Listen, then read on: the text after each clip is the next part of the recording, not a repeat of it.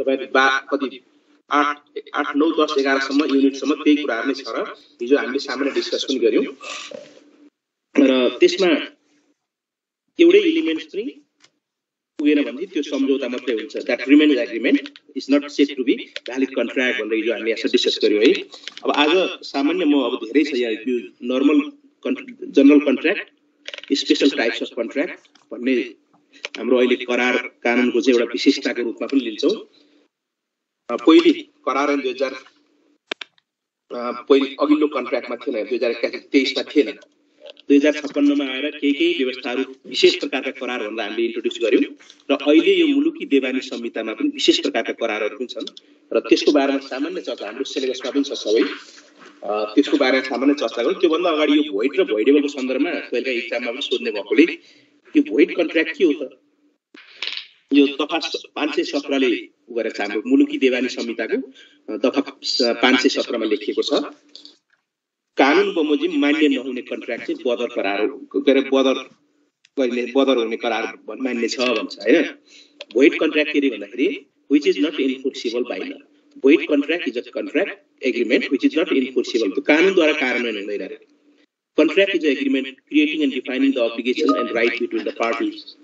but void agreement never create the right and obligation from the beginning, rather it is void of initio त्यो प्रारम्भदेखि नै शून्य हुन्छ रे के त्यस्ता करारलाई हामी के भन्छौं void contract भन्छौं void agreement void contract। जस्तै हाम्रो 517 मा निश्चित करारहरुमा तिमी यो विषयमा करार नगर है गर्यौ भने पनि यसले कुनै सम्बन्ध बनाउँदैन भन्छ। जस्तै उदाहरणको लागि 517 ले के भन्छ भने agreement to restrain lawful trade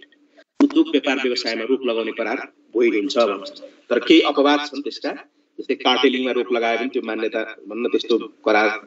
अनि त्यसैगरी तर केवल उद्योग व्यापार व्यवसाय गर्ने संविधानले अधिकार दिएको छ तर कुनै कन्ट्र्याक्ट बन्यो उद्योग व्यापार व्यवसायमा रोक लगाउँछ भने त्यो चाहिँ from the begin no more legal relationship define एक यो हाम्रो 517 ले भने है। अर्को के भन्छ भनेदेखि प्रचलित कानुनले रोक लगाएको बाहेकका विवाहहरू हैन agreement to restrain the lawful marriage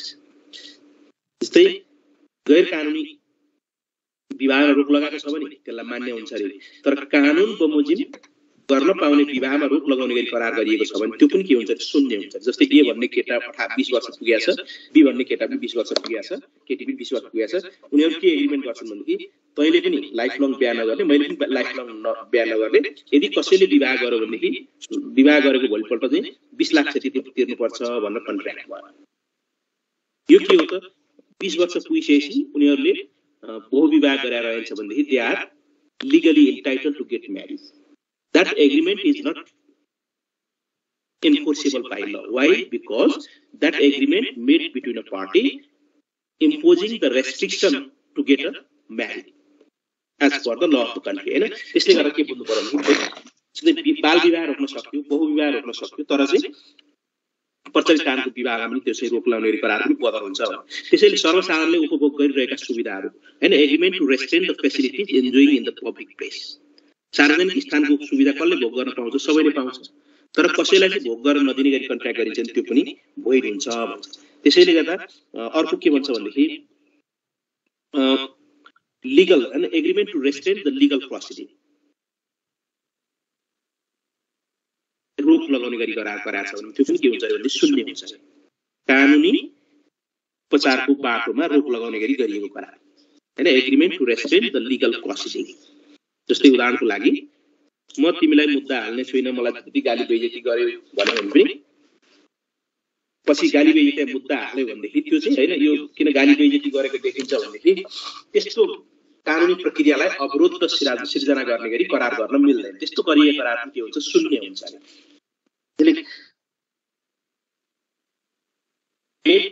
to do the impossible act हैन असम्भव कामको लागि जे पनि हामीले कुरा गरेका थियौं। त्यसैगरी immoral objective of the contract is immoral and opposed by the public policy.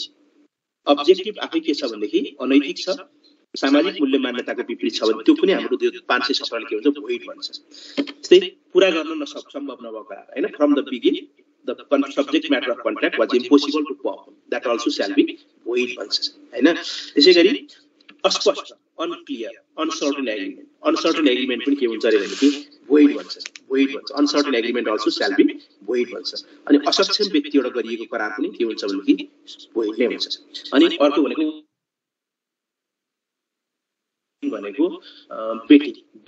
बेट टोसिङ हैन टसिङ लट्टो बिङ्गो ग्याम्बलिङ यसलाई हामी बाजी सम्बन्धी करार भन्छौं यो पनि के हुन्छ अरे भने यस्तोमा करार अनुसारको दाबी गर्न पाइदैन रे यो पनि के हुन्छ भने void of initio नै हुन्छ त्यसैले हामीले 517 ले के भन्यो भने void भन्ने बित्तिकै हामीले बुझ्नु पर्यो it is void of initio भनेको प्रारम्भदेखि नै कानुनी रूपमा त्यो शून्य हुन्छ अनि voidable कन्ट्र्याक्ट भनेको चाहिँ 518 मा छ voidable बदर योग्य करार चाहिँ मर्का पर्ने पक्षले अदालतमा गएर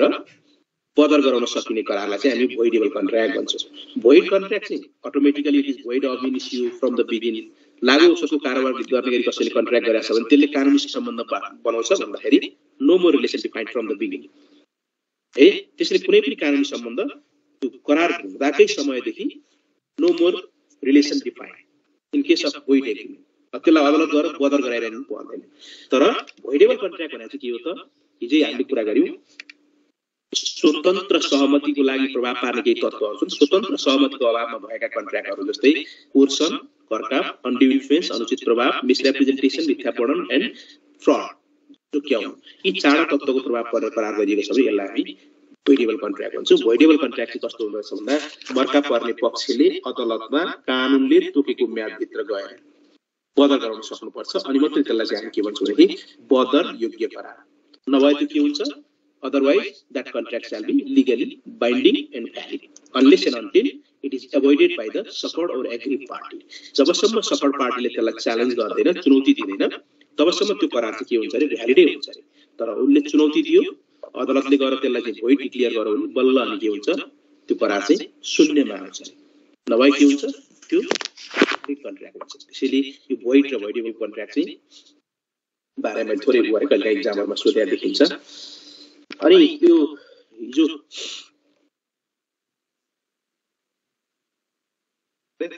सिलेबसमा छ सर्ट क्वेशनहरु सोध्छ कहिलेकाहीँ कन्टिन्जेन्ट कन्ट्र्याक्टको हाम्रो डेफिनिसन छैन के रुल्सहरुलाई रिकग्नाइज गरेको छ सामयोगिक करारको परिपालन संयोगमा आधारित भन्ने अर्को क्वासी कन्ट्र्याक्ट अथवा अर्ध करार छ क्वासी अथवा अर्ध करार तपाईहरुको सिलेबसमा छ क्वासी अथवा अर्ध करार क्वाजाई कन्ट्र्याक्ट भन्छ यो चाहिँ केमा आधारित छ भनेदेखि no person can unjustly enrichment no person can be a rich with the unreasonable property हैन अर्काको अनुचित समृद्धिबाट तिमी के रे लाभमा नहौ तिमी धनी नहौ भन्ने सिद्धान्त अरूको सम्पत्तिमा सित्तैमा मोज नगर भन्ने प्रिन्सिपल चाहिँ केमा आधारित छ भन्दाखेरि यो क्वासी कन्ट्र्याक्टमा आधारित छ अर्ध करार भन्छ हैन जस्तै बेलायतमा यसलाई कन्स्ट्रक्टिभ कन्ट्र्याक्ट भन्छ इन्डियामा अर्ध करार भनेको छ हाम्रो अप्रत्यक्ष अथवा अर्ध करार भन्ने लेखेको छ हाम्रो मुलुकी देवानी संहितामा पनि यो भने चाहिँ के रे भन्दाखेरि करारको लागि हामीले अस्ति हिजो छलफल गर्यौं दुई पक्ष मिटिङ अफ माइन्ड कन्ट्र्याक्ट भनेको के हो त meeting of mind between two or more parties दुई पक्ष बीचको आपसी सहमति तर कहिलेकाहीँ आपसी सहमतिको अभावमा पनि कतिपय अवस्थामा कुनै व्यक्तिलाई कुनै दायित्वहरू सिर्जना गर्छ कानुन आफैले हैन एक्सप्रेसली आइडेन्ट implied law itself may impose the obligation the party even lacking of two party or meeting of mind कहिलेकाहीँ त्यो मिटिङ अफ माइन्ड को अभावमा पनि के हुन्छ रे भन्दाखेरि करारका पक्षलाई दायित्व सिर्जना हुन्छ रे हो यस्तो दायित्वलाई चाहिँ हामीले के भन्छौं रे भन्दाखेरि अर्थ करारिए दायित्व क्वासी कन्ट्र्याक्चुअल लायबिलिटी अर्थ करारिए दायित्व जस्तै अब यो कस्तो अवस्थामा आउँछ भन्ने हाम्रो अहिले लामो एउटा लिस्ट आउट गरेको छ हाम्रो उसमा चाहिँ के रे यो अप्रत्यक्ष र अर्ध करार भनेर परिच्छेद 15 मा छ जस्तै दफा 648 देखि 663 सम्म कस्तो कस्तो अवस्थामा अर्ध करारिए दायित्व मैले के भने भनेदेखि अर्ध करार भने के रहेछ भन्दा आधी करार हुनको लागि फुल करारको लागि टु पार्टी हुनुपर्छ मिटिङ अफ माइन्ड हुन्छ कन्सेन्सस एड इडम भन्छ के कन्सेन्सस एड इडम हैन यो भनेको meeting of mind between the parties तर कहिलेकाहीँ sometimes even lacking of meeting of mind law may define the legal and contractual relationship quasi contractual liability. अब यो कस्तो अवस्था, जस्तै उदाहरणको लागि मनी पेड बाई मिस्टेक, तपाईले कसैलाई पैसा दिनुभयो, त्यो के हो त भन्दाखेरि पेड मिस्टेकली लिएको पैसा तपाईले अब हैन मैले पाइसके म चाहिँ फिर्ता गर्न बाध्य छैन भन्न पाइन्छ भने पाइदैन। If you receive the money by mistake, it is your duty, though there is no express agreement, it is your duty to return the money to the person from whom you have received the by mistake, हैन, जोबाट हामीले बुझाएको छ त्यो फिर्ता गर्नै बाध्य हुन्छ। त्यसैले के बुझ्नु पर्यो भने यो अर्थ गरा, जस्तै उदाहरणको लागि तपाईको एउटा साथीले कसैलाई पैसा तिर्नु छ, उ भागी भागी हेर्छ, क्लासमा पनि आउँदैन, उ legally he is bound to pay the money to some, हैन, उले लीगली भागी being a interested person, हैन, being a good friends, तपाईले के गर्नु त्यो पैसा उले on behalf of him उसको तर्फ तिर्दिनु भन्छ, म तिर्दिन्छु भन्छ। अब तपाईले त्यो साथीबाट पैसा क्लेम गर्न पाउँ, whether you can claim such amount from your friend or not, भन्दा हैन मैले भनेको थिएन किन तिरिस् तैले, म तिर्दिन तँलाई भन्न पाउँदैन रे के। Money paid on behalf of interested person can reimburse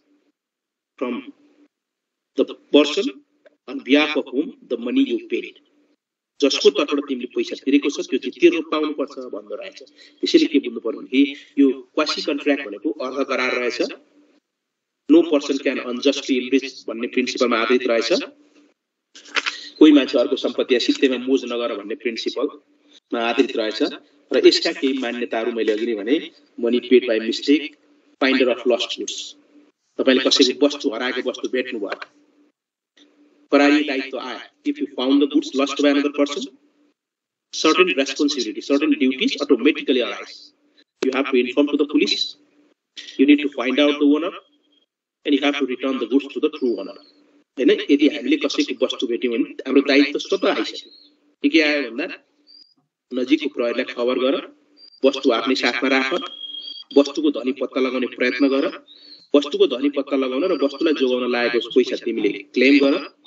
जबसम्म त्यो पैसा पाउँदैन आफ्नै साथमा राख, जब पैसा आफ्नो क्लेम पाउँछ फिर्ता गर। This is the quasi contractual liability. कहीँ त्यहाँ हाम्रो करारी दायित्व छ, म तिम्रो सामान हराएको छ खोज्न हिँडे, म चाहिँ यो चाहिँ यो गर्छु, तिमीलाई चाहिँ के अरे अब यो सामान भेटेपछि पैसा दिन्छु भन्ने थिएन, तर के रहेछ अटोमेटिकली दायित्व आउँछ। यस्तो दायित्वलाई हामी के,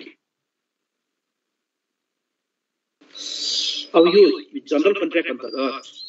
दुई तीनटा कुरा छ यहाँ, हैन। यो परफर्मेन्स अफ द कन्ट्र्याक्टको धेरै मैले कुरा गरिन, हैन, यहाँसम्म performance of the contract, remedies for breach of contract अनि डिस्चार्ज अफ कन्ट्र्याक्ट, म सर्फेस थोरै मात्रै भनिदिन्छु।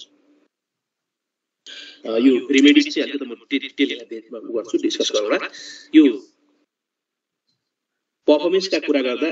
5W क्वेशन कुराहरु हुन्छ। वाइ परफर्मेन्स इज इम्पोर्टेन्ट, करारको परिपालन किन महत्त्व छ? करार भनेकै के हो त? कानुनद्वारा कार्यान्वयन गर्न सकिने सम्झौता। Contract is an agreement enforceable by law. All agreements are not a contract. Only those agreements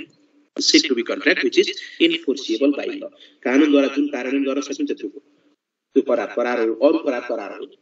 त्यसैले करार अनुसारको काम पालना गर्नुपर्छ। करार किन गरिन्छ? Why contract is why promise is made by the parties fulfil his obligation. परिपालना भन्ने बित्तिकै के बुझ्नु पर्यो? Performance refers to the fulfilment of the promise. मैले आज पेन ल्याइदिन्छु भने पेन ल्याइदिए, I fulfill my promise. I perform my respective part. And similarly, अर्कोले पैसा दिन्छु फिर्ता पेनको बापत पैसा दिन्छु, अर्कोले पैसा पनि तिर्यो भने के हो त? The parties are perform their respective part. That is said to be performance. Performance भनेको करारको परिपालन, करारमा उल्लेख गरिएको काम पूरा गर्न। यसको महत्त्व किन छ भन्दाखेरि सबैभन्दा महत्त्व त के हो त भन्दाखेरि one of the mode for happy ending of the contract. करारको सुखद अन्त्य गर्छ रे। One of the mode for happy ending of the contract. करारको सबैभन्दा महत्त्व यसको छ। अर्को good relation, mutual and prosperous relation between the contracting party. तपाईं र म बीच कुनै कन्ट्र्याक्ट भएको छ, अहिले हामीले राम्रो ड्युली परफर्म गर्यौं भनेदेखि हाम्रो रिलेसन गुड हुन्छ, म्युचुअल रिलेसन कन्टिन्यू हुन्छ, so that subsequent transaction will happen, हैन? हामीसँग 25 सम्म पनि कारोबार भइरहने हो। तर करार अनुसारको आज काम गरेन भनेदेखि भोलि उनलाई चाहिँ कसले पत्याउँछ फेरि? त्यसैले गुड रिलेसन हुन्छ। अर्को achieve the goal of the contract. करारको गोल प्राप्त हुन्छ maintain the law and order कानुन रुल अफ लको चाहिँ मेन्टेन पनि हुने भयो त्यसैगरी avoidance of lengthy court processing करार अनुसारको काम सम्पन्न भयो भनेदेखि you don't need to go to the court so that you avoid the lengthy court processing अदालत गएपछि मुद्दा मामिला पैसा खर्च समय खर्च दिमाग टेन्सन यी सबै कुराहरुले एभोइड हुन्छ त्यसैले गर्दा करारको परिपालन किन महत्त्व छ भन्ने कुराहरु केही राख्यो र यो यस्तो रुल्सहरु छन्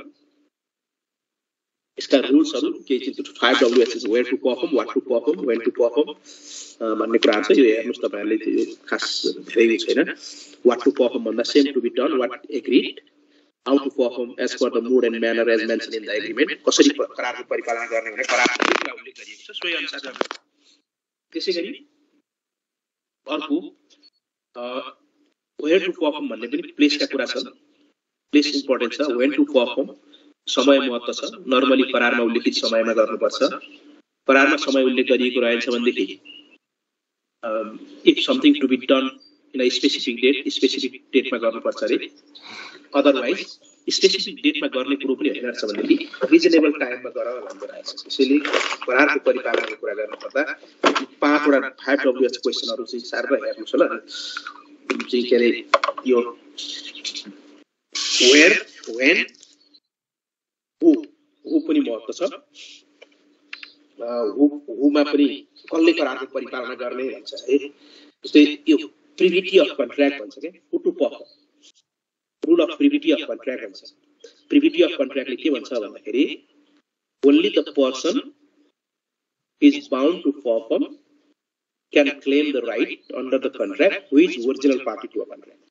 प्रिभिटी अफ कन्ट्र्याक्ट है privity PRIVITY privity of contract भनेको के रे भनेदेखि करार अनुसारको अधिकार कर्तव्य र दायित्व करारको पक्षलाई हुन्छ अरे तेस्रो मान्छे र बाटोमा हिँड्ने मान्छेलाई भने right obligation under the contract only creates to the original party to a contract, not to the third party and a stranger. करार अनुसारको दायित्व कसलाई सिर्जना हुन्छ करार हामीले के भनेको थियो भने करार भनेको सम्झौता हो जसले अधिकार कर्तव्य सिर्जना गर्छ कसलाई सिर्जना गर्छ बाटोमा हिँड्ने दुई जना बीच गरेको कन्ट्र्याक्टले बाटोमा थर्ड पार्टीलाई गर्छ भन्दा होइन त्यो प्रिभिटी अफ कन्ट्र्याक्टले त्यही कुरा गर्यो कि as per the rule of privity of contract only original party is bound to perform the respective part not by third party and a stranger बाटोमा हिँड्ने मान्छे त्यसको मान्छेले करार अनुसारको दायित्व पूरा गर्ने त्यसैले करार कसले पालना गर्ने भन्दाखेरि पहिलो त original party to a contract that is promiser who made a promise is bound to perform also can demand for performance of the contract तर यो नियम absolutely apply हुँदैन privity of contract is not absolutely applicable in all cases त्यसो भए व्यक्ति मर्यो भने के हुन्छ करार गरेछ मृत्यु भयो पागल भयो डिजेबल भयो के करार पनि मर्यो त हामीले के बुझाछौं भन्ने कानुनमा क्रिमिनल लायबिलिटी व्यक्तिको मृत्युसँगै मर्छ तर सिभिल लायबिलिटी नर्मली मर्दैन that may be assigned that may be shifted to his legal representative and heirs त्यो चाहिँ के सर्च गर्यो भने उसका हकदारहरुलाई सर्च गर्यो त्यसैले गर्दा अब के हुन्छ भनेदेखि करारको परिपालन टु परफर्म भन्दाखेरि by third party by legal representative and heirs उसका सक्सेसरहरुलाई सर्च गर्यो त्यसैगरी कहिलेकाहीँ थर्ड पार्टीमा पनि सर्च भन्नु राख्यो त्यसले हामीले के बुझ्यौं भने हु टु परफर्म भन्दा नर्मली प्रिभिटी अफ कन्ट्र्याक्टले only original party to a contract sometime it may be shifted assigned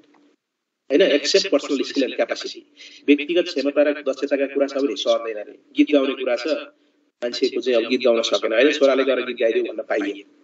हैन यो व्यक्तिगत क्षमता र दक्षतामा आधारित करार हो हैन contract is based on personal skill subject matter of contract is based on personal skill and capacity so it may never can be assigned यस्तो कुरा चाहिँ असाइन हुँदैन रे ट्रान्सफर हुँदैन रे तर व्यक्तिगत क्षमता र दक्षताका कुरा बाहेकका केही करारहरु के हुन्छ भने असाइन हुन्छ ट्रान्सफर हुन्छ त्यसैले यो चाहिँ हामीले के रे करार कसले पालना गर्ने भन्दा पहिलो चाहिँ पार्टी देमसेल्फ अरु by sometime by third party by legal representative and heirs and beneficiary कहिलेकाहीँ बेनिफिशियरले पनि करार अनुसारको दायित्व चाहिँ आउँछ भन्छ बेनिफिशियरी भनेर के हो भने ए भन्ने छोरा र बी भन्ने छोरा मिलेर फलानो जग्गा चाहिँ सी भन्ने आमाको नाउँमा दिने भन्ने आमा कन्ट्र्याक्टको पार्टी त होइन she is not a party to a contract she is a beneficiary हैन फाइदाको लागि गरेछ त्यो करार आमाको फाइदाको लागि स्टिल आमाले चाहिँ के गर्न सक्छ त्यो करारबाट राइट क्लेम गर्न सक्छ so that beneficiary also can claim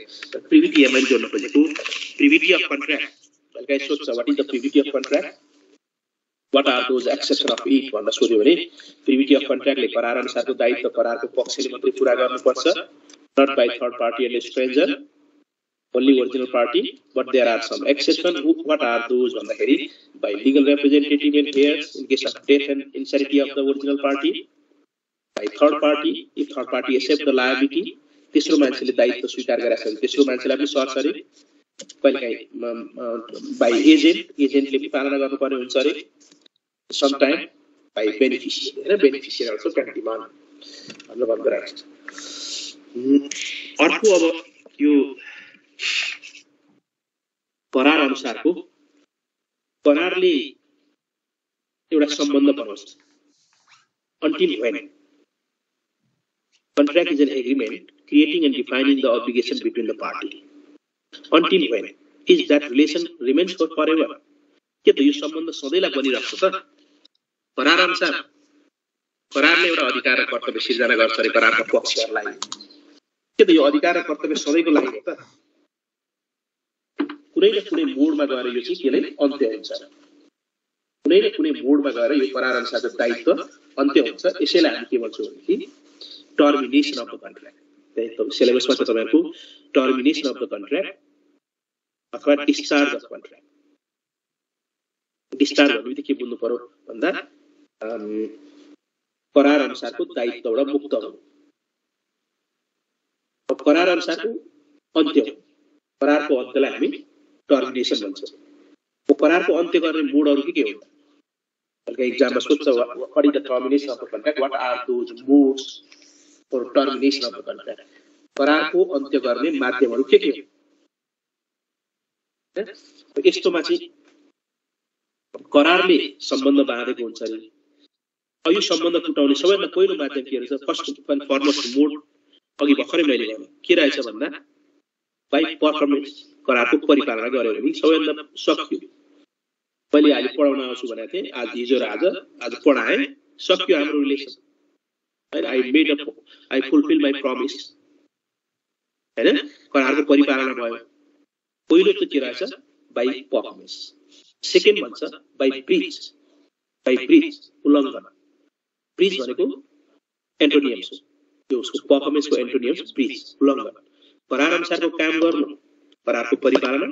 करारमा उल्लेख भएको प्रतिज्ञाको परिपालना नगर्नु करारको उल्लङ्घन ब्रीच अफ कन्ट्र्याक्ट है यो ब्रीच पनि दुई प्रकारको हुन्छ रे एउटा एक्चुअल ब्रीच एउटा एन्टिसिपेटोरी ब्रीच ब्रीच दुई प्रकारको हुन्छ एउटा वास्तविक उल्लङ्घन अर्को पूर्ववत उल्लङ्घन वास्तविक उल्लङ्घन भनेको चाहिँ करारको परिपालना गर्नुपर्ने दिनमा आएर करारको परिपालना गरिरहेको समयमा आएर करार अनुसारको काम पूरा नगर्नु के हो त करारको वास्तविक उल्लङ्घन हैन ब्रीच के रहेछ भनेदेखि एक्चुअल ब्रीच भनेको के रहेछ भने breach made by a party during performance of the contract at the date and time for performance of the contract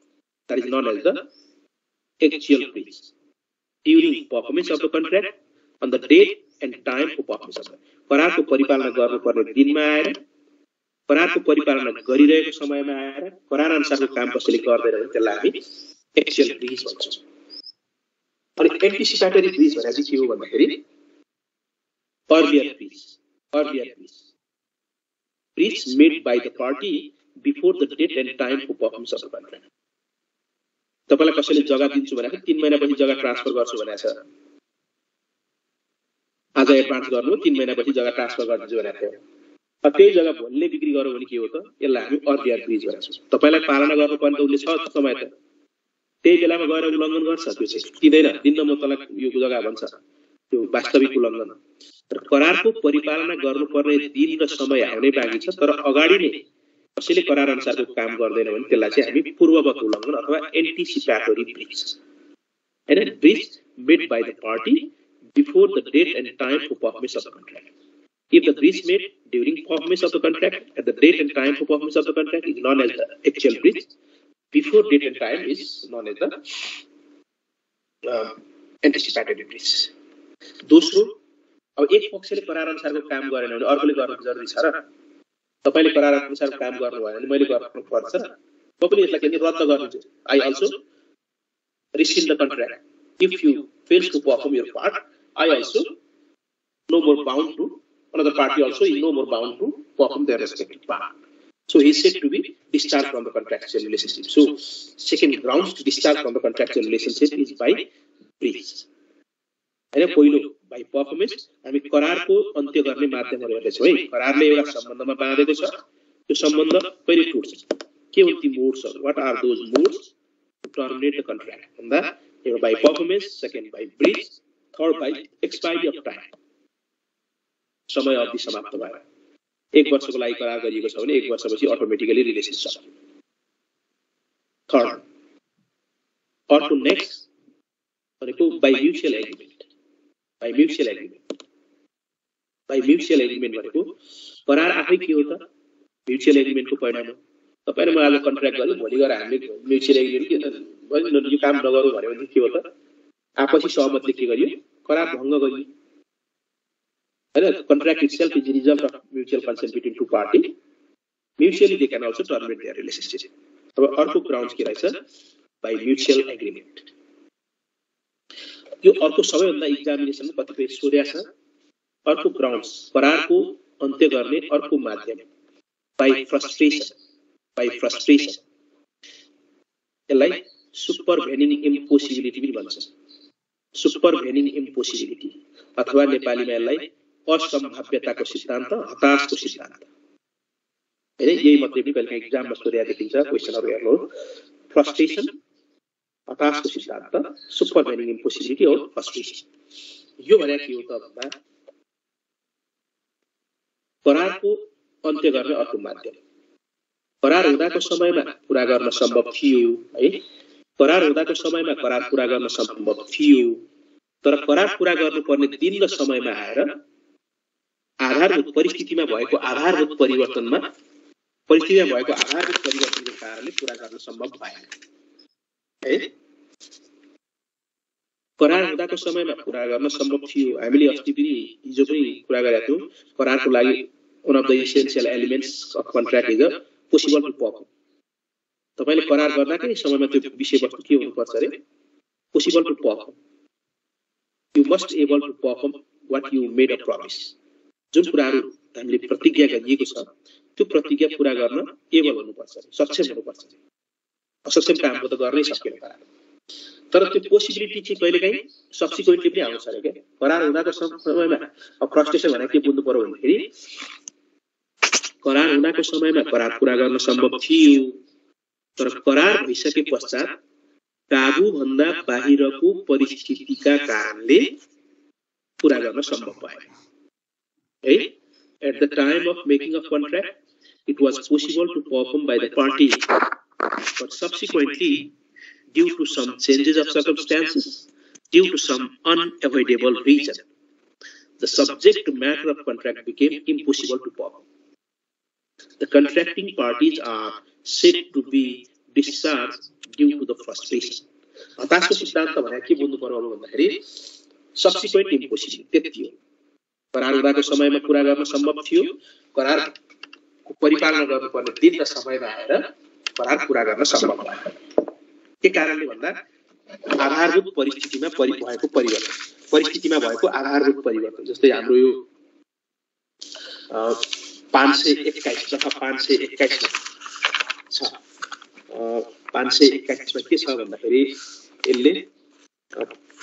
करारको परिपालन गर्न नपर्ने भन्छ के अरे लेखेको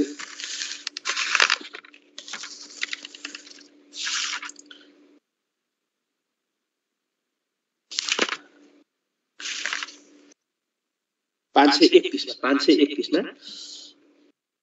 आधारभूत परिस्थितिमा आधारभूत परिवर्तन भएमा करारको परिपालन गर्न नपर्ने यसैलाई हामी फ्रस्ट्रेसनको नियम भन्छौं है करारको जस्तै अब यस्तो कस्तो अवस्थालाई चाहिँ लिने त यो कस्तो अवस्थालाई आधारभूत परिवर्तन भएको मान्ने भन्दाखेरि एक्ट अफ गड भन्छ सबैभन्दा पहिलो कुरो एक्ट अफ गड दैवीय कारण है जस्तै भनौं आज भोलि यहाँ कति तपाईहरुलाई अब चामल सप्लाई गर्ने के सप्लाई गर्ने विभिन्न कन्ट्र्याक्टहरु गरिएको होला हैन अब भोलिदेखि लकडाउन भयो तपाईले पूरा गर्न सक्नु भएन। करार हुँदाको समयमा भोलिदेखि लकडाउन हुन्छ भन्ने थाहा थिएन हामीलाई, पूरा गर्न सम्भव थियो। अब भोलिदेखि लकडाउन भइसकेपछि के भयो त, करार पूरा गर्न सम्भव भएन। के कारणले? Due to some changes of circumstances, due to some unavoidable reason, मान्छेको काबुभन्दा नियन्त्रण बाहिरको कुरा,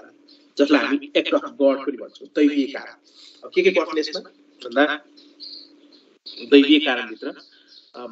जस्तै भोल्क्यानो, अर्थक्वेक, ल्यान्डस्लाइड, पेन्डेमिक, हैन, त्यसपछि यो के अरे फ्लड, जसको कारणले करार पूरा गर्न सक्छ। यसलाई हामी के भन्छौँ? एउटा कारण, ग्राउन्ड्स टु क्लेम फ्रस्ट्रेसन है एउटा। अर्को विषयवस्तु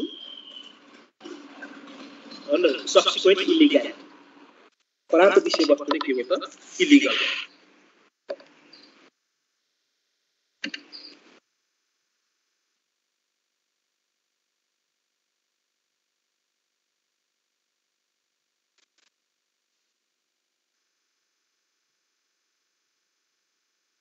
सब्सिक्वेन्ट इलिगलिटी,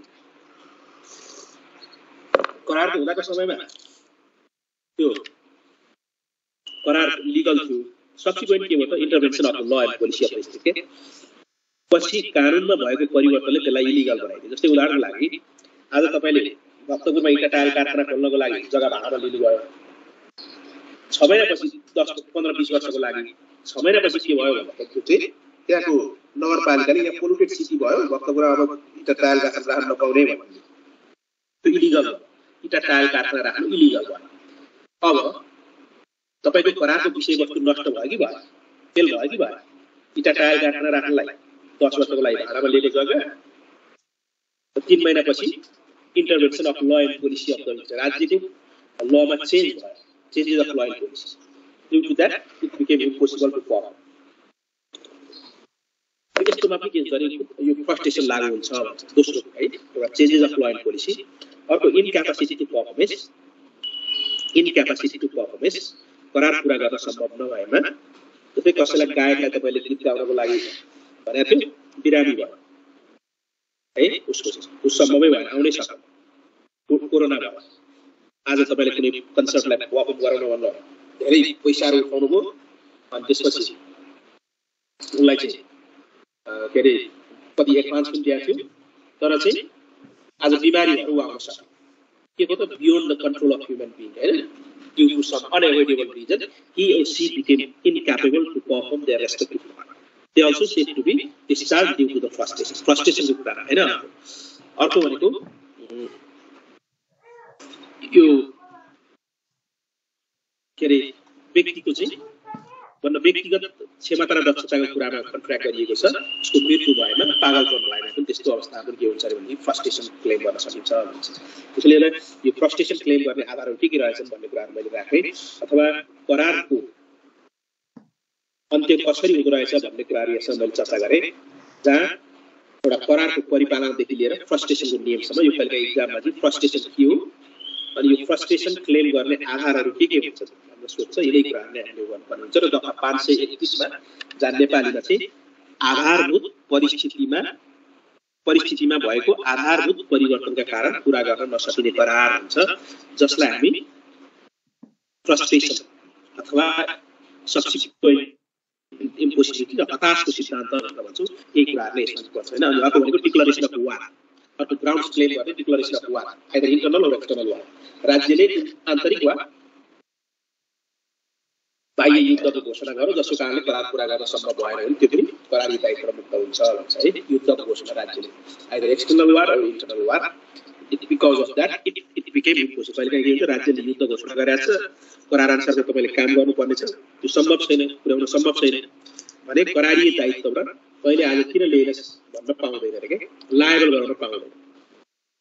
यसैलाई हामी के भन्छौँ करारी दायित्वबाट मुक्त हुने अर्को ग्राउन्ड्स, जसलाई हामी फ्रस्ट्रेसन हताशको सिद्धान्त, डक्ट्रिन अफ सुपरभेनिङ इम्पोसिबिलिटी तथा डक्ट्रिन अफ फ्रस्ट्रेसनको नियमहरू भन्यो। अब यसमा सबैभन्दा महत्त्वपूर्ण भनेको करारको उल्लङ्घन र उपचार। करारको उल्लङ्घन र उपचार हामीले परिभाषा गर्दै के भन्यौं भन्दाखेरि करार भनेको उपचार सहितको चाहिँ हैन, अमेरिकन डेफिनेसन कुरा गर्दा Contract is an agreement, breach of which law gives remedies. Contract is an agreement, breach of which law gives remedies. जसको उल्लङ्घन भएमा उपचार दिन्छ भनेछ। अनि हाम्रो परिभाषामा के भन्यो? करार त्यस्तो सम्झौता हो कानुनद्वारा कार्यान्वयन गर्न सक्ने सम्झौता मात्रै करार हो भन्यो। त्यो कानुनद्वारा कार्यान्वयन भन्न के भन्या हो भन्दाखेरि मार्का पर्ने पक्षले अदालतमा गएर मुद्दा दर्ता गरेर कार्यान्वयन गर्न सकोस् भने। मलाई जग्गा बिक्री गर्छु भनेको छ, जग्गा बिक्री गरेर अर्कोलाई दिन खोज्दैछ भनेदेखि मैले उनलाई चाहिँ के गर्छु भन्दाखेरि यो कन्ट्र्याक्ट होला चाहिँ तैले किन चाहिँ मलाई जग्गा दिनस् भनेर मैले मुद्दा हाल्न पाऊँ के। र मुद्दै जान सकिएन भने त्यसलाई चाहिँ कन्ट्र्याक्ट भन्दैन। अब मुद्दा के जाने भन्ने सन्दर्भमा नै यो चाहिँ के अरे दफा 535 देखि करारको उल्लङ्घन र उपचार सम्बन्धी व्यवस्था भनेको छ। उपचार सम्बन्धी व्यवस्था भनेको छ। करारको उल्लङ्घन भएपछि मर्का पर्ने पक्षले के उपचार लिन जान्छ? के उपचार के माग्ने? पटको डिमान्ड भन्दा यसमा सबैभन्दा पहिलो उपचार लिगल रेमेडीजमा के पर्छ भने claim for damages. First foremost remedies that is monetary compensation, claim for damages. Damage कति माग्ने? करार उल्लङ्घन भए बापत क्षतिपूर्ति माग्ने रे। के क्षतिपूर्ति भन्दा मोनेटरी भ्यालु, मोनेटरी कम्पनसेसन कति पैसा माग्ने? That should not be imaginary, hypothetical, or too remote. But how to mitigate the loss? What shall be the basis to claim the compensation in case of breach of contract? उल्लङ्घन भनेको के हो भन्ने हामीले बुझिसक्यौं। करार अनुसारको काम सम्पन्न नगर्नु। यस्तो अवस्थामा मर्का पर्ने पक्षले के माग्ने? ड्यामेज। यसलाई एउटा यो हार्डली भर्सेस बक्सेन्डल भन्ने एउटा मुद्दामा र यो फेमस केस हो, यो के हो Hadley HARDLEY Hadley versus BOXANDL Hadley versus बक्सेन्डलको मुद्दामा मिलको इन्जिन बिग्रियो, बनाउन पठायो, डिले नगर्नु है डेलिभरी चाँडै टाइममा गर्नु भन्ने थियो, तर उनले केही डिले गरेर डेलिभरी गर्यो। अनि टाइममा डेलिभरी नगरेका कारणले उ मुद्दामा गयो। यसले मलाई डिले गर्दियो डेलिभरी, मैले टाइममै डेलिभरी गर्नु थियो। त्यो कन्ट्र्याक्टमा धेरै केही छैन है। डिले नगर्नु भनेको थियो, डिले गर्नु। अरु धेरै कुरा चाहिँ लेखै छैन। डिले गरिसकेपछि उ के अरे मुद्दा गयो कोर्टमा। तैले त्यो मिलको जुन ओनर छ कोर्टमा मुद्दा हाल्न गयो क्षतिपूर्ति दिए भन्नलाई। कोर्टले यो मुद्दामा दुईटा प्रिन्सिपल बनायो। यदि कुनै व्यक्ति करार उल्लङ्घन भए बापत क्षतिपूर्ति माग्न जान्छ भने दुईटा स्ट्यान्डर्ड चाहिँ मेन्टेन गर्नुपर्छ। दुईटा प्रिन्सिपलको आधारमा क्षतिपूर्ति पाउँछ। एउटा स्पेशल ड्यामेज, अर्को जेनरल ड्यामेज भन्ने दुईटा प्रिन्सिपल बनायो कोर्टले यो मुद्दामा। एउटा जेनरल ड्यामेज भन्यो अनि जेनरल ड्यामेजको व्याख्या गर्नु कोर्टले के भन्यो भन्दाखेरि general damage is a damage that arise naturally in case of breach of contract. Anyone can directly observe, हैन कुनै व्यक्तिले करार उल्लङ्घन भए बापत कति नोक्सानी वहन गर्यो भन्ने त्यो नाङ्गो आँखाले सबैले हेर्न सकिन्छ के। त्यसलाई चाहिँ हामी के भन्यौं भनेदेखि जेनरल ड्यामेज भन्यौं। करार उल्लङ्घन भए बापत मर्का पर्ने पक्षले क्लेम गर्ने एउटा जेनरल ड्यामेज, अर्को स्पेशल ड्यामेज हो। जेनरल ड्यामेजको व्याख्या गर्दा कोर्टले के भन्यो भने naturally arise in case of breach of contract that is known as the general damage. तपाई नाङ्गो आँखाले देख्नुहुन्छ अरे के। जस्तै उदाहरणको लागि मैले मुडैबाट आलु ल्याइदिए भनेको थिएँ एउटा व्यापारीलाई। म कालीमाटीको व्यापारी, मैले 10 महिना एक महिना अगाडि त्यहाँ 20 रुपैयाँ केजी पर केजी मैले उनलाई चाहिँ ओके गराएर एडभान्स दिएँ। मलाई आज उनले 10 क्विन्टल आलु ल्याइदिनु पर्ने कालीमाटीमा ल्याइदिए। आज कालीमाटीको मार्केट प्राइस के थियो भन्दा 30 रुपैयाँ पर केजी रहेछ। अब मलाई आलु नल्याइदिएको कारणले मैले कति लस गरेँ भन्ने हाम्रो सबैको नाङ्गो आँखाले हेर्न सक्यो कि सकेन। आज आलु ल्याइदिएको भए मैले पर केजी 30 रुपैयाँ बेच्थे थिएँ भनेपछि मैले how much I have lost due to the breach भन्दा पर केजी 10 रुपैयाँ मैले लस गरेँ। मैले के क्लेम गर्छु भने त्यही वास्तविक रूपमा भएको नोक्सान हैन, रियल लस। यसैलाई हामी के भन्यौ जेनरल ड्यामेज अथवा यो what how to mitigate the loss भन्ने है प्रिन्सिपल एउटा यो हो। अनि दोस्रो स्पेशल ड्यामेज रे। स्पेशल ड्यामेज भनेको चाहिँ के हो भन्दाखेरि करार हुँदाकै समयमा करारका पक्षहरूलाई कसैले उल्लङ्घन गरेमा यति नोक्सानी हुने भन्ने कुराको चाहिँ नोटिसमा थियो कि हैन the contracting parties were aware regarding the future and anticipated loss at the time of formation of contract करार हुँदाकै समयमा करारका पक्षलाई कसैले करारको उल्लङ्घन गरेमा ब्रीच गरेमा यति नोक्सानी हुन सक्छ भन्ने त्यो एन्टिसिपेटेड और फ्युचर लसको बारेमा दे वर नन भने त्यही लस क्लेम गर्न पाउँछौ भन्दो राख्छ। अब यसमा यो मुद्दामा यो दुईटा प्रिन्सिपल बनायो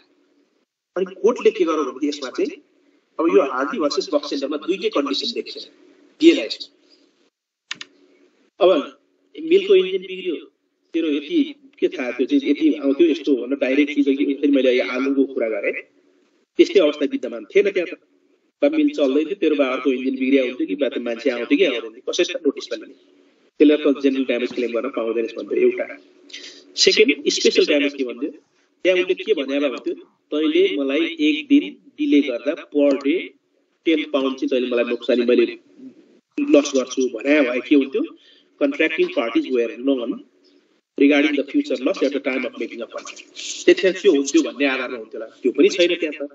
त्यो दुईटै आधारमा त्यसमा दिएन। त्यसैले गर्दा यसै तिनै प्रिन्सिपललाई हाम्रो अहिले यो करार ऐनको दफा 537 मा दुईटै करार हुँदाकै समयमा अब मैले यहाँ जोड्न खोजेको के क्लेम गर्ने भन्दाखेरि 537 मा करार उल्लङ्घन भएमा त्यसको क्षतिपूर्ति भनेको करार उल्लङ्घन भएमा मर्का पर्ने पक्षलाई वास्तविक रूपमा उल्लङ्घनबाट भएको वास्तविक हानि नोक्सानी मात्रै क्लेम गर्न पाउँछ। त्यो हाइपोथेटिकल हो परिकल्पनामा आधारित होइन कि वास्तविक नोक्सानी क्लेम गर्न पाउँछ भनेर स्पष्ट त्यसमा गरियो। त्यसैले यो दुईटा प्रिन्सिपललाई हामीले अहिले यो हाम्रो करार ऐनको पनि दफा 537 लगायतका के करार ऐन मुलुकी देवानी संहिताको 537 लगायतमा स्पष्ट उल्लेख गरेका छौं। अब क्लेम ड्यामेज क्लेम गर्ने आधारहरू के रहेछ क्लेम फर मोनेटरी कम्पन्सेसन त्यो ड्यामेज क्लेम भन्दा एकमा के रहेछ जनरल ड्यामेज नाङ्गो आँखाले हेर्ने naturally arise special damage parties were known regarding anticipated or future loss र अर्को भन्छ लिक्विडेटेड ड्यामेज करार हुँदाकै समयमा कसैले करार उल्लङ्घन गरेमा यति लम्सम अमाउन्ट यति पैसा तिर्नुपर्ने छ भनेर लेखिएको छ भने त्यही पैसा क्लेम गर्न पाइन्छ जसलाई हामी लिक्विडेटेड ड्यामेज अथवा करारमा उल्लेख भएको क्षति सोही नै दाबी क्लेम गर्न सक्छ भन्छ लिक्विडेटेड ड्यामेज हुन्छ। अथवा मैले पहिलो हामीले अब करारको उल्लङ्घन र उपचारको कुरा गर्दा के गरे भन्दाखेरि पहिलो उपचार के लिने रहेछ भन्दा क्लेम फर ड्यामेजेस जति मात्रा नोक्सानी राहत त्यो ल्याउ रहेछ जसलाई हामीले हाम्रो मुलुकी देवानी संहिता। अर्को सेकेन्ड उपचार हुन्छ क्वान्टम मेरिट अर्को उपचार हुन्छ क्वान्टम मेरिट यो चाहिँ 539 मा छ। क्वान्टम मेरिट भनेको QUANTUM क्वान्टम मेरिट भनेको यो ल्याटिन अमेरिकन ल्याङ्ग्वेज जसको लिटरल मिनिङ हुन्छ as much as merited as much as benefited quantum merit has के भन्दाखेरि as much as merited as much as benefited जति मात्रामा फाइदामा छ त्यति मात्रामा फिर्ता गर भन्ने सिद्धान्त यसलाई हामी क्वान्टम मेरिट भन्छौं। पहिलो क्लेम मोनेटरी क्लेमै हो क्षतिपूर्ति के माग्न जाने भन्दाखेरि हाम्रो ड्यामेज के रहेछ भन्दाखेरि क्लेमको ड्यामेज क्षतिपूर्ति माग्ने अधिकार। दोस्रो पनि यो के हो त क्वान्टम मेरिट पनि that also claim for monetary values पैसै क्लेम गर्ने। क्वान्टम मेरिट भनेको चाहिँ how much another party is benefited because of breach of contract that must to be return भनेर जति मात्रामा खास हो त्यति मात्रामा फिर्ता गर भन्ने सिद्धान्तलाई हामी मनासिब नेपालीमा अझै मनासिब माथिको रकम रिजनेबल अमाउन्ट भनेर लेखेका छन् हो हैन जति मात्रामा फाइदामा छ त्यति मात्रामा फिर्ता गर भन्ने प्रिन्सिपल जसलाई क्वान्टम मेरिट भनेर यसलाई चाहिँ हामी क्लियर गर्न सक्छौं हैन। सेकेन्ड जस्तै उदाहरणको लागि यो क्वान्टम मेरिट क्लेम गर्न के हुन्छ करार टेक्निकली भोइड हुनुपर्छ बीचमै कर कुनै भोइड भयो के अनि त्यो करार चाहिँ डिभिजिबल त्यो विभाजन योग्य हुनुपर्छ। विभाजन योग्य जस्तै कसैलाई एउटा फिल्मको राम्रो एउटा लभ स्टोरी लेख्यो मलाई 3 घण्टाको भनेर भनिदिएको छ हैन आदि फिल्मको लभ स्टोरी लेख्यो अनि उ चाहिँ कुनै कारणले गर्न सक्छ तिमीलाई 5 लाख रुपैयाँ दिन्छु भनेर कन्ट्र्याक्ट गरेछ त्यो एउटा राइटर र हैन प्रोड्युसर बीच हैन आदि फिल्मको स्टोरी लेखेर त्यो विभाजन योग्य हो कि हेर्नु भन्दा त्यो होइन, it's not divisible in nature. आदि कसले लेख्ने थियो, के काम हो त्यो? आदिले के हुन्छ? राष्ट्रिय गान लेख्यो भने चाहिँ आदि लेखा के मतलब थियो? त्यसलाई कसरी पूरा गर्छ, कसरी लेख्या हो, कसरी अन्त गर्ने, के गर्ने भन्ने त्यो डिभिजिबल हो, त्यो विभाजन योग्य करार हो। त्यसैगरी एउटा बिजनेस लको किताब ट्रान्सलेट गर, कन्ट्र्याक्ट लको किताब ट्रान्सलेट गर भनेर दिएको छ कसैलाई, 500 पेजको किताब रहेछ, इङ्ग्लिसमा ट्रान्सलेट गरिदियो भनेर 300 ट्रान्सलेट गर, अब 200 कसैले गर्न सक्छ नि हैन? यो चाहिँ विभाजन योग्य हो। अब 300 पेज ट्रान्सलेट गरेछ र बीचमा कुनै कारण टेक्निकली कन्ट्र्याक्ट भोइड भयो भनेदेखि how much another party is benefited भन्दा 300 पेजको त बेनिफिट भयो नि, that must to be written. तर त्यसको लागि के हुनु पर्यो? That contract must to be divisible in nature, severable in nature, विभाजन योग्य हुनुपर्छ रे, होइन भने त्यो मान्यता पाउँदैन। त्यसैले यो उसमा चाहिँ के हुँदो रहेछ भन्दाखेरि यो कन्ट्र्याक्टमा चाहिँ कन्टेम्परेरी भनेर चाहिँ claim for goods supplied, service rendered. If the contract is divisible, then the suffered party can claim how much another party is merited, how much another party is benefited due to the breach. त्यसरी contemporary को अर्थ के रहेछ भनेदेखि as much as benefited, as much as merited, जति मात्रामा फाइदामा छौ त्यति मात्रामा फिर्ता गर, यति सिद्धान्त। सेकेन्ड रेमेडी यो पनि मोनेटरी। थर्डमा छ यो 540 दफा करारको यथावत परिपालन, specific performance of the contract, specific performance of the contract. यो एउटा ल्यान्डमार्क जजमेन्ट हो, जो चाहिँ तपाईहरुले त्यो कई किताबमा पनि देखिन्छ। यो तीर्थराज कुमारी राणा विरुद्ध रामशंकर श्रेष्ठ। कहिलेकाहीँ के हुन सक्छ भने money compensation may not be sufficient. तपाई र म बीच कुनै कन्ट्र्याक्ट भएको छ तर मनी कम्पन्सेसन मिजरै गर्न सकिदैन, त्यो पैसाले त्यसलाई मिजर पनि गर्न सकिदैन, पैसाले मलाई पर्याप्त हुँदैन, मलाई त्यही काम चाहिएको छ, त्यही सामान चाहिएको छ भने त्यही सामान दिनु र त्यही काम गर्नु चाहिँ के हो त? करारको यथावत परिपालन। अघि हामीले दुईटा पढेको चाहिँ पैसामा कम्पन्सेसन रहेछ हैन, quantum merit and claim for damages, that is monetary compensation, पैसामा तुलना गर्ने। तपाईलाई आलु ल्याइदिन्छु भनेको थियो कालीमाटीमा, आलु किन ल्याउनु पर्यो? मलाई पैसा दे भइगयो हैन, पैसा चाहियो, मलाई पैसा कमाउँथे, म किन आलु ल्याइदिए भन्छु 3 महिनापछि 5 महिनापछि मुद्दा गरेर म के हो त्यसमा क्याल्कुलेट गर्छु र पैसा माग्छु। तर sometimes money compensation may not be sufficient to the suffer party. Suffer पार्टीलाई, एग्री पार्टीलाई, मर्का पर्ने पक्षलाई कहिलेकाहीँ पैसा पर्याप्त नहुन सक्छ। यस्तो अवस्थामा उले के गर्छ रे भन्दाखेरि नोक्सानी बापत उलाई चाहिँ मुनासिब नहुने भएमा त्यसरी पर्न गएको पक्षले क्षतिपूर्तिको सट्टा करारको यथावत परिपालन, यथावत भनेको as usual performance of the contract, what he or she has agreed in the contract same to be done। मलाई ल्यापटप ल्याइदिए भनेपछि ल्यापटपै ल्याइदिनु, मैले नल्याइदिए बापत पैसा आएन, ल्यापटप ल्याइदिनु भने चाहिँ यथावत परिपालन। तपाईलाई ल्यापटप मैले ल्याइदिन भनेदेखि ल्यापटपै लिनु चाहिन्छ मलाई, हुँदैन यो भन्ने यदि भन्छ भनेदेखि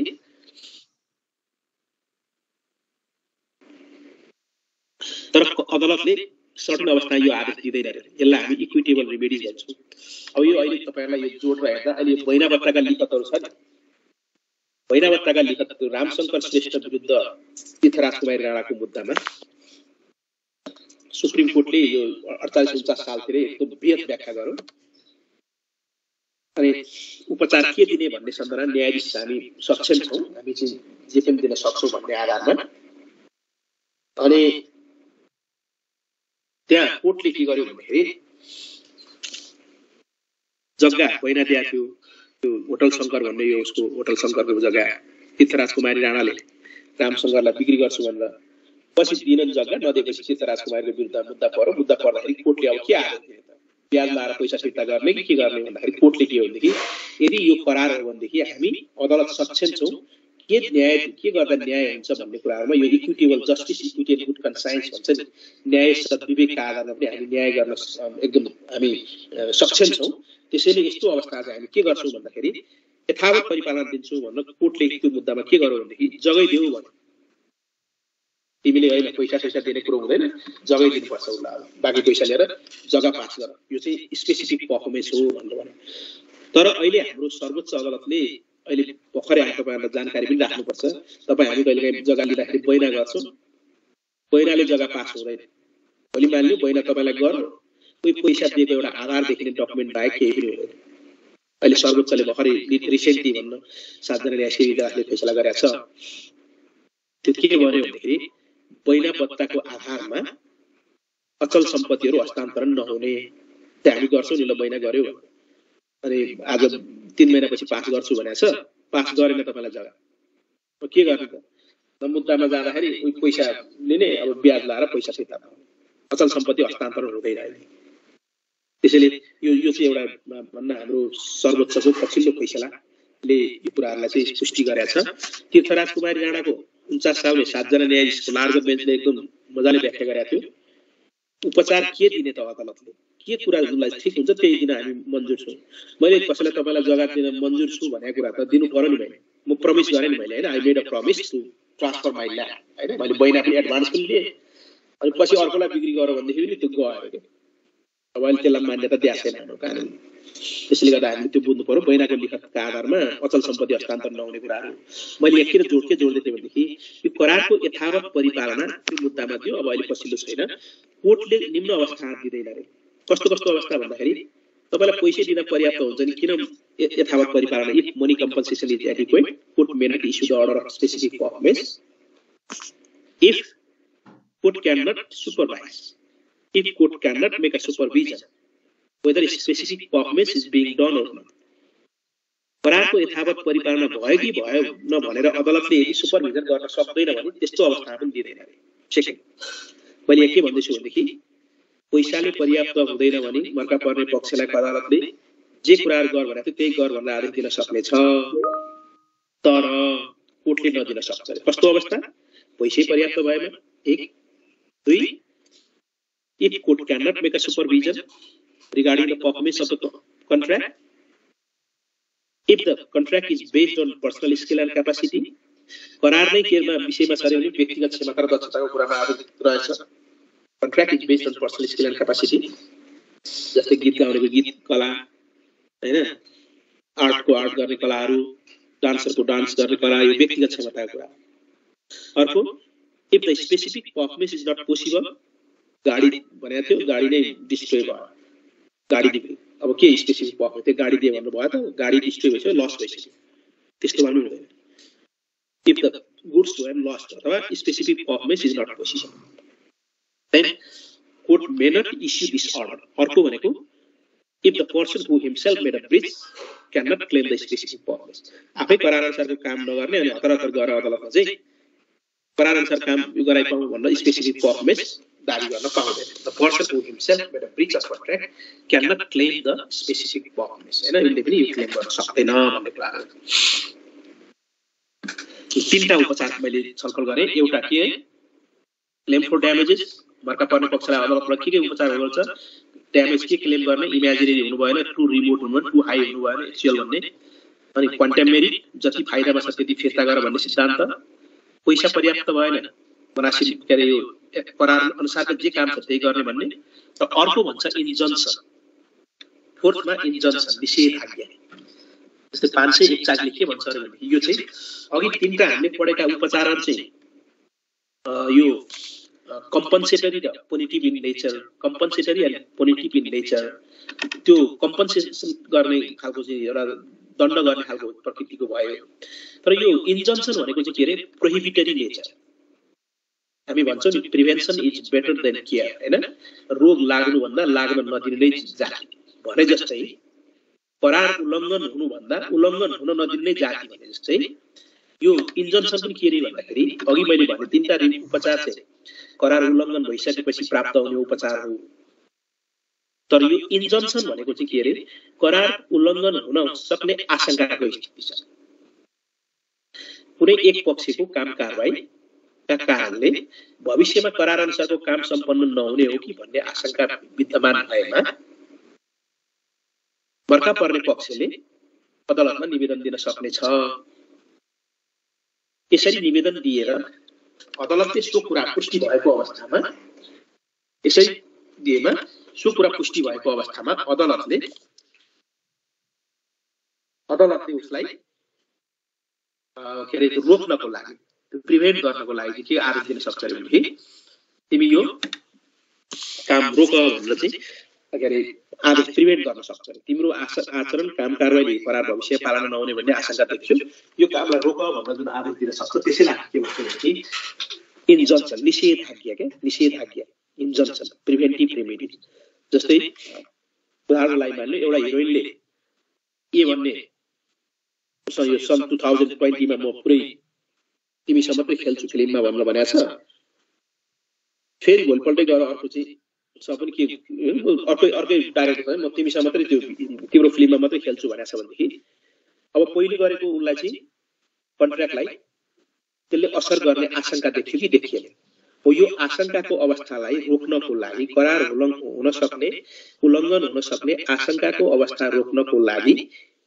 दिने अर्को उपचार के हो त प्रिभेन्टिभ रेमेडीज हैन जसलाई हामी इन्जन्सन निषेधाज्ञा हुन्छ कोर्टले यसलाई निषेध गर्न सक्छ त्यसैले हामीले के भन्छौँ यसलाई प्रिभेन्टिभ इन नेचर हैन prevention is better than care भनेको जहाँ चाहिँ prevent from the if there is a doubt if there is a likelihood to breach of contract by any of the parties, then support party can make an application before the court. If court found so, court may issue an order to prevent from the further breach of contract. करारको उल्लङ्घन हुनबाट रोक्नको लागि चाहिँ further आदेश दिन सक्छ त्यसलाई हामीले निषेधाज्ञा भनेर भन्छौँ। र यहाँसम्म मैले जनरल कन्ट्र्याक्ट के हो यसका अब यो कन्टिन्जेन्ट कन्ट्र्याक्ट देखि लिएर क्वासी कन्ट्र्याक्ट देखि लिएर करारको परिपालना र सरफेसले अब यो धेरै लामो समय लाग्ने कुराहरू गरियो यहाँसम्म यो चाहिँ पहिलो पार्ट भनेको सिलेबसको पहिलो पार्ट चाहिँ सक्यो।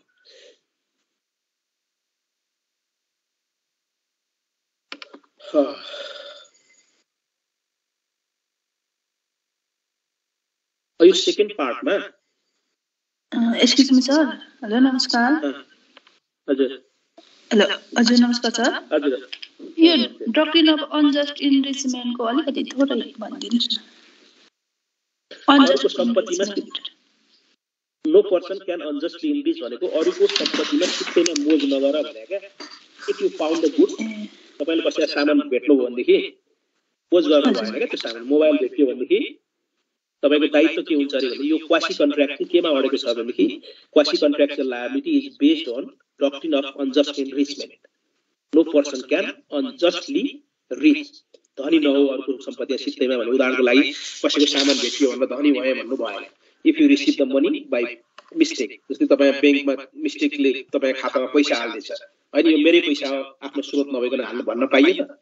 त पाइएन। No person can unjustly enrich भने थ्यांक यू। अब यो सेकेन्ड पार्ट तपाईहरुको सेकेन्ड पार्टको थर्ड पार्ट छ एउटा हैन एउटा आर्बिट्रेसन छुट्टै छ यो विवाद समाधानको वैकल्पिक उपाय हैन अल्टरनेट डिस्प्युट रेजोल्युसन त छुट्टै हो। अनि अर्को भनेको विशेष प्रकारका करारहरु छ। विशेष प्रकारका करारहरुमा पनि के छ भन्दाखेरि contract of bailment and pledge, contract of indemnity and guarantee, contract of sale of goods, contract of agency, contract of carriage, यी छन् 4-5 वटा कन्ट्र्याक्ट छन्। अब यो 4-5 वटा 5-6 वटा विशेष करार छन्। अब यो तपाईहरुले भन्नु सिके कुन अब यो पढ यो त किनभने म अब यो टाइम अब 37 भइयो आज सकिन लाग्यो।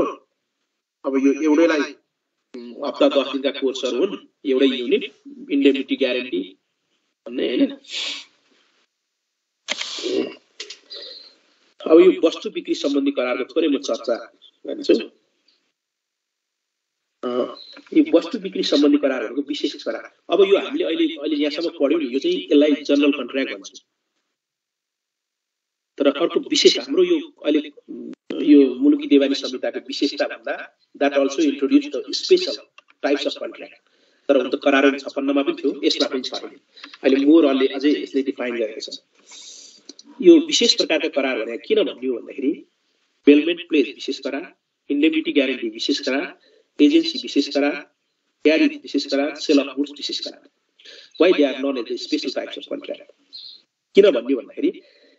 त्यसलाई रेगुलेट गर्ने स्पेसिफिक त्यो एक्टिभिटीजलाई रेगुलेट गर्ने स्पेसिफिक लज मात्रै भएको कारणले त्यो स्पेसिफिक लजले त्यो स्पेसिफिक एक्टलाई मात्रै रेगुलेट गर्ने भएकोले हामीले स्पेशल टाइप्स अफ कन्ट्र्याक्ट ल्यायौँ हैन those laws specific laws which regulate the specific action only जस्तै बेलमेन्ट नासो सम्बन्धी करार भने के हो त्यो डेलिभरी अफ गुड्स भन्ने छ ग्यारेन्टी छ हैन त्यसैगरी अर्को एजेन्सी छ सबैको आफ्नो विशेषता छ है मैले अघि जुन 3-4 भने नि क्यारी ट्रान्सपोर्टेसन अफ गुड्स त्यो संसारमा ठुलो मात्रामा भइरहने हैन तपाई हामी सामान विश्वास गर्छौं कसैलाई दिएर कहाँ अमेरिका पुग्छ कहाँबाट यहाँ नेपाल आउँछ यो सबै अर्काको विश्वासमा चलाएर एउटा कन्ट्र्याक्ट हो नि त जसलाई हामी ल अफ क्यारी भन्छौं यसका विभिन्न छ क्यारियरका दायित्वदेखि लिएर transportation of goods through the sea air हैन यो त्यस सम्बन्धी पढिन्छ बेलमेन्ट भनेको कुनै एक व्यक्तिले नासो र धरौटी तपाई बैंकको लकरमा लगेर सुन राख्नुहुन्छ लकरमा किन सुन राख्नु सुरक्षाको लागि त्यो बेलमेन्ट हो बैंकमा लगेर सुन राखेर जग्गा राखेर पैसा लिनुहुन्छ त्यो के हो धरौट प्लेस हो अथवा बेलमेन्ट र प्लेस स्पेशल करार किन भन्ने हो भन्दाखेरि bailment is a delivery of the goods by one person to another person for some purpose when the purpose is completed we return to the goods to the same person or disposed as per the direction of the person who delivered it त्यो बेलमेन्ट भनेको चाहिँ के रहेछ भने अहिले हाम्रो wide रेन्जमा हामी कारोबार गर्छौं हेर्नुस् every day every people doing the contract rate तपाई लाइब्रेरीबाट किताब ल्याउनुहुन्छ बेलमेन्ट हो के रहेछ कुनै उद्देश्यका साथ कुनै सामान के समयको लागि लिने जब उद्देश्य पूरा हुन्छ फिर्ता गर्ने जसलाई हामी के भन्छौं कन्ट्र्याक्ट अफ बेलमेन्ट उदाहरणको लागि के भन्ने हो भने त्यही उसका कुराहरु गयो के रे यो के रे जस्तै लन्ड्रीमा हामी कपडा धोएर दिन्छौं कन्ट्र्याक्ट अफ बेलमेन्ट किन तपाईको सामान त्यही उद्देश्यका साथ उसले राखेको छ जब उद्देश्य पूरा हुन्छ उसले फिर्ता गर्छ त्यसैगरी मोटरसाइकल रिपेयरलाई दिन्छ मेन्टेनेन्सलाई दिन्छ हैन रिपेयर मेन्टेनेन्सलाई त्यो के हो कन्ट्र्याक्ट अफ बेलमेन्ट तर धरौटी चाहिँ के रहेछ भने त्यहाँ बेलर र बेली हुँदा रहेछ उनीहरुको त्यही बेलर बेलीका राइट ड्युटीजहरु छ बेलमेन्ट सम्बन्धी कन्ट्र्याक्टमा त्यो हेर्नुहुन्छ तपाईले बेलर एन्ड बेली भन्छ बेलर भनेको the person who deliver the goods तपाई लाइब्रेरीबाट किताब ल्याउनुहुन्छ कलेज तपाईको बेलर भयो तपाई किताब लाने मान्छे बेली क्याटरिङबाट सामान लिएर जाएर पिकनिक खान जानुहुन्छ तपाई बेली अनि क्याटरिङ वाला बेलर त्यसैगरी लकरमा सुन राखिन्छ you are a bailor lock bank is a bailee and this is right duty person धेरै कुराहरु अब यसमा केही विशेष पढ्नुहुन्छ अब यस्तो वस्तु बिक्री सम्बन्धी करार छुट्टै करार not relating to the sale of goods इन्डियामा छुट्टै कानुन छ 1930 मा त्यहाँ पनि करार ऐनमा लेखिएको थियो सन् 1930 मा in the year 1930 there is a separate piece of legislation enacted that is sale of goods act 1930 इन्डियामा छुट्टै छ यो वस्तु बिक्री सम्बन्धी करारमा चाहिँ एउटा कन्ज्युमर प्रोटेक्सन ल पनि भन्छ के उपभोक्ता संरक्षण गर्ने कानुन पनि भन्छ यो कसरी हो के हो भन्ने अब वस्तु बिक्री सम्बन्धी करार भन्ने बित्तिकै दुईटा कुरा विशेष प्रकारको करार हो यो पनि special types of contract plays important role in business sector हैन अब वस्तु बिक्री सम्बन्धी करार कसरी डिफाइन गर्ने त भन्दाखेरि contract of sale of goods is deemed to have been concluded if a seller transfer or agrees to transfer the goods to the buyer for a price either immediately or in future यो हाम्रो 545 दफा 545 section 545 ले define गर्छ वस्तु बिक्री सम्बन्धी करार के हो भन्ने सन्दर्भमा के भन्छ भनेदेखि विक्रेताले क्रेतासँग मूल्य लिई कुनै धनमाल तत्काल हस्तान्तरण गरेमा वा भविष्यमा हस्तान्तरण गर्न मन्जुरी गरेको भएमा वस्तु बिक्री सम्बन्धी करार रहेको मान्नुपर्छ अनि वस्तु भन्नाले हैन तत्काल प्रचलनमा रहेको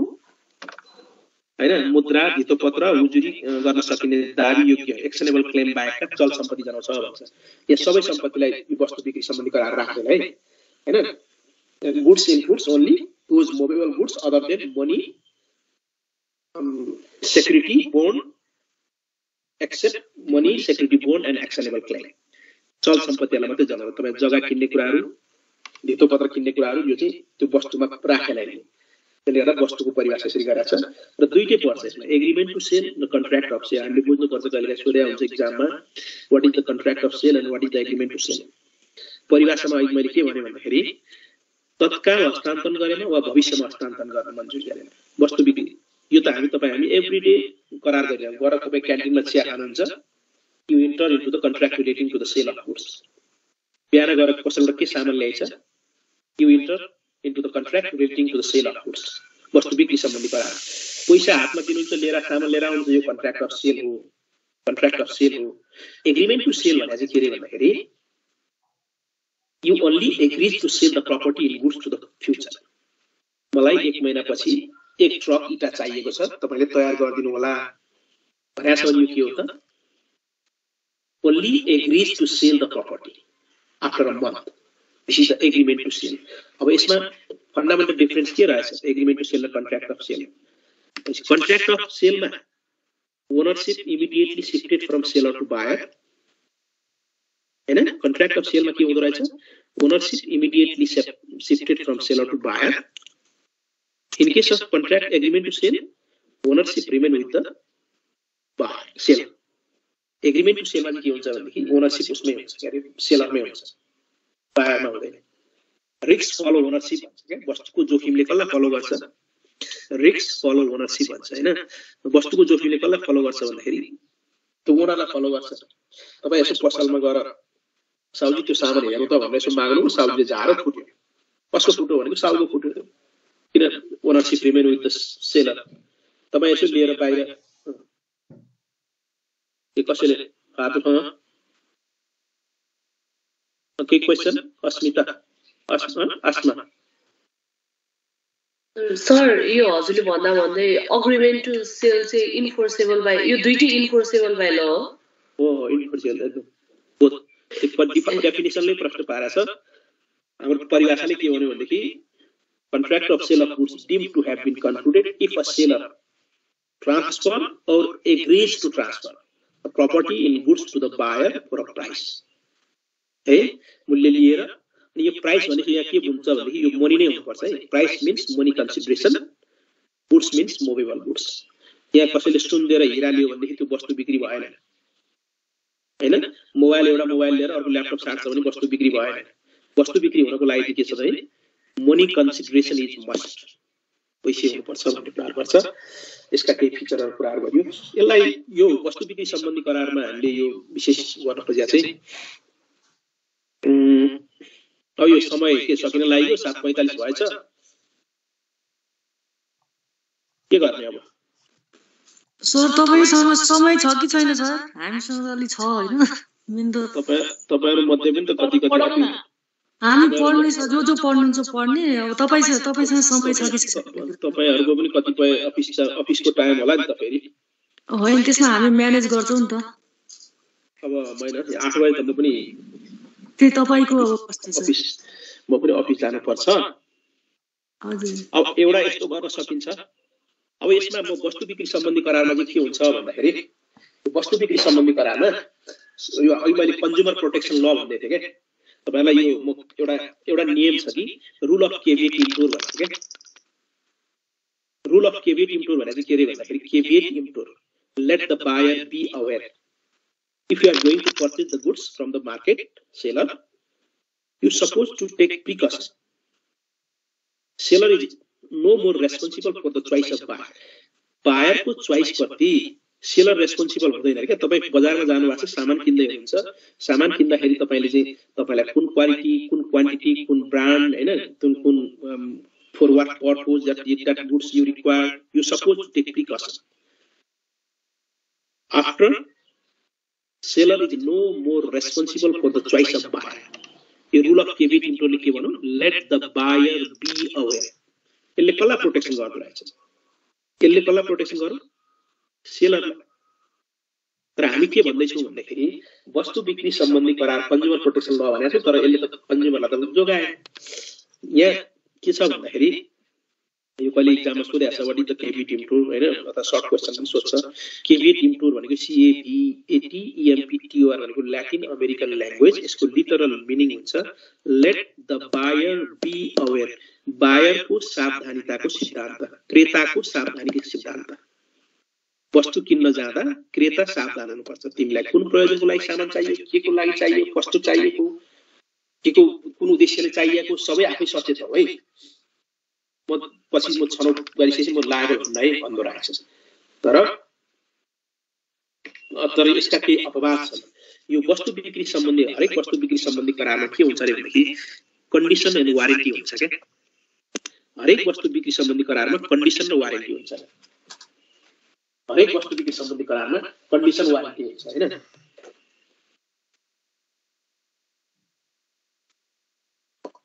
हरेक वस्तु बिक्री सम्बन्धी करारमा कन्डिसन र वारेन्टी हुन्छ अरे के र कन्डिसन तपाईँ सोध्नुहुन्छ नि त एउटा जुत्ता किन्न जाँदा पनि के छ यसको वारेन्टी के छ ग्यारेन्टी माग्छौँ हामी ल्यापटप किन्दा के what is guarantee what is warranty भन्छ त्यो ग्यारेन्टी वारेन्टी भनेपछि हरेक वस्तु बिक्री सम्बन्धी करारमा चाहिँ कन्डिसन वारेन्टी हुन्छ कन्डिसन भनेको चाहिँ के हो रे भन्दाखेरि condition is essential to main purpose of the contract that give rise to the buyer to cancel the contract. Condition भनेको के हो रे करारको मुख्य विषयवस्तुसँग गाँसिएको हुन्छ रे जसको उल्लङ्घन भएमा मर्का पर्ने पक्षलाई के हुन्छ रे भनेदेखि त्यो सामानै रिप्लेस गर्ने अधिकार हुन्छ करारै भङ्ग गर्ने अधिकार हुन्छ हैन त्यो चाहिँ करारको जुन मुख्य विषयवस्तुसँग गाँसिया हुन्छ कन्डिसन हैन अनि वारेन्टी भनेको चाहिँ के रे भनेदेखि warranty is stipulation with collateral to the main purpose of the contract त्यो चाहिँ कोलाटरल टु मेन पर्पज भनेको मुख्य विषय हो सहायक उद्देश्यसँग गाँसिएको हुन्छ अरे in case of breach that give right to the buyer only to claim compensation but not right to reject the goods not right to cancel the contract करार भङ्ग गर्ने अधिकार चाहिँ हुँदैन अरे उनीलाई के मात्रै छ भने हामी हुन्छ नि त तपाईँ हामीलाई थाहा छ नि हैन ग्यारेन्टी कार्ड छ भने रिप्लेस पनि गरिदिन्छ वारेन्टी छ भने के भन्छ मेन्टेनेन्स रिपेयर दिन्छ त्यस्तै हरेक वस्तु बिक्री सम्बन्धी करारमा हुन्छ अरे तर अब कति कन्डिसन हुन्छ कति वारेन्टी हुन्छ भन्ने हामीले सबै लेख्न सक्दैनौँ के तपाईँ सामान त संसारमा पुरा सामान छ अब कुन सामानमा के इम्प्लाइड के वारेन्टी हुन्छ केमा के ग्यारेन्टी हुन्छ सबै लेखेर सम्भव छ होला छैन तर के हुन्छ रे भन्दाखेरि सर्टेन वस्तु किन्दा तपाईँ जुनसुकै वस्तु किन्दाखेरि त्यो कन्डिसन पनि दुईटा हुन्छ रे एक्सप्रेस र इम्प्लाइड एक्सप्रेस भनेको रिटर्न फर्ममा इम्प्लाइड भनेको automatically by conduct and activities automatically आउँछ एक्सप्रेस र यो कन्ट्र्याक्ट ल पढ्दाखेरि फेरि हामीले एक्सप्रेस र इम्प्लाइड चाहिँ अति थाहा पाउनुपर्ने जानकारी हुन्छ जानकारी लिनुपर्ने त्यो अफर एक्सप्रेस इम्प्लाइड हैन एक्सेप्टेन्स एक्सप्रेस इम्प्लाइड कन्ट्र्याक्ट नै एक्सप्रेस र इम्प्लाइड दुईटै हुन सक्छ हैन भन्ने कुराहरु हुन्छ हैन त्यसो